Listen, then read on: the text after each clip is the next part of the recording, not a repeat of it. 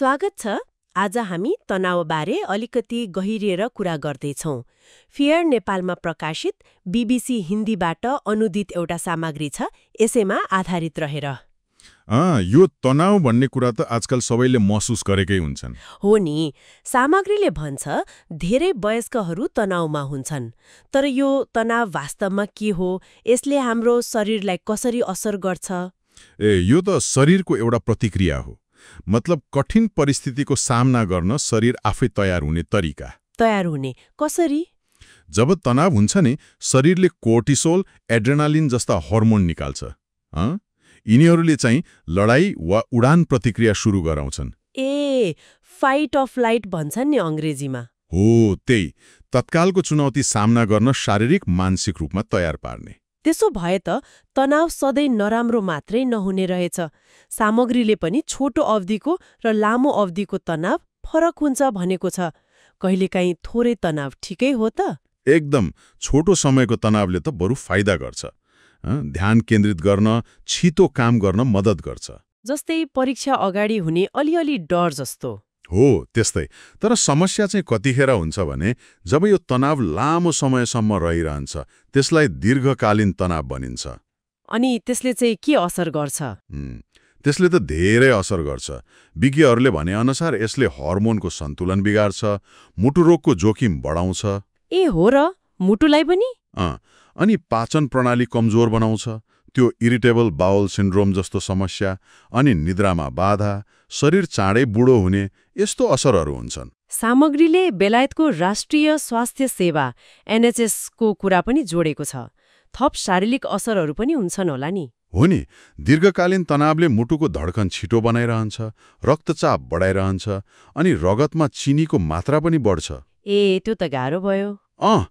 तत्काल ऊर्जाका लागि त ठिकै हो, तर लामो समयसम्म यस्तो भयो भने शरीरले पाचन, प्रतिरक्षा प्रणाली जस्ता अरू कामलाई पन्छाउँछ के? मतलब शरीरले तत्कालको खतरालाई मात्रै प्राथमिकता दिने भयो। एकदम।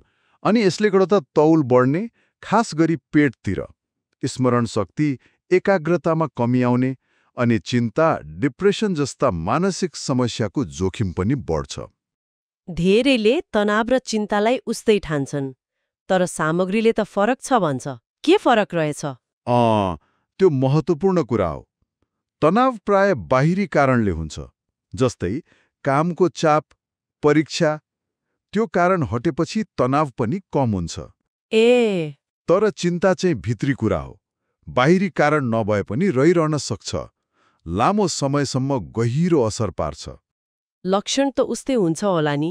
मुटु ढुकढुक हुने, पसिना आउने। हो, लक्षण उस्तै देखिन सक्छन्, तर चिन्ता व्यवस्थापन गर्न चाहिँ अलि फरक तरिका चाहिन्छ। जस्तै लामो सास फेर्ने अभ्यासहरू।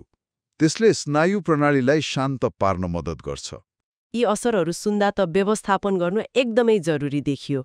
केही उपायहरू छन् त सामग्रीमा? छन् नि, सामग्रीले केही राम्रा उपाय सुझाएको छ। शारीरिक व्यायाम, यसले तनावको हर्मोन घटाउँछ, मुड राम्रो बनाउँछ। व्यायाम त सधैँ राम्रो। अरू केही? ध्यान, माइन्डफुलनेस, मतलब वर्तमानमा ध्यान दिने अभ्यास। यसले मन शान्त पार्छ। अनि साथीभाइ, परिवारसँग कुरा गर्ने। सामाजिक समर्थन महत्त्वपूर्ण हुन्छ। हो, कुरा गर्दा मन हल्का हुन्छ। अनि प्रकृतिमा समय बिताउने, पर्याप्त सुत्ने, राम्रो खानेकुरा खाने, पोषणको कुरा गर्दा पेटको स्वास्थ्य, त्यो माइक्रोबायोम भन्छ नि, त्यसले पनि तनावमा असर पार्छ रे। ए, पेटको स्वास्थ्यले पनि? तर यो रातारात हुने कुरा चाहिँ होइन। बिस्तारै दैनिक बानी बसाल्ने प्रक्रिया हो। सामग्रीमा क्यालिफोर्निया विश्वविद्यालयकी डाक्टर गोलनाज ताबिबनियाको कुरा पनि छ। तनावलाई हेर्ने दृष्टिकोणले नै फरक पार्छ रे। यो चाहिँ अलिकति नौलो लाग्यो। हो, यो एकदमै महत्त्वपूर्ण छ।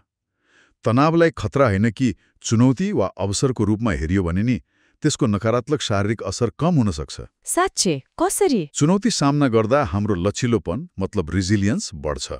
जसरी व्यायामले मांसपेशी बलियो बनाउँछ, त्यस्तै तनावलाई हेर्ने नजर बदलियो भने कठिन परिस्थितिलाई पनि विकासको अवसर बनाउन सकिन्छ। भनेपछि तनाव आफैमा भन्दा पनि हामी त्यसलाई कसरी लिन्छौँ भन्ने कुरा महत्त्वपूर्ण रहेछ।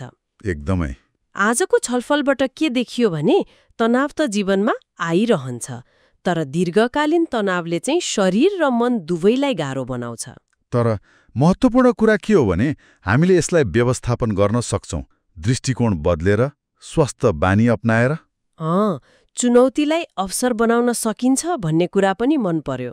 हो नि, हामी निरीह छैनौं।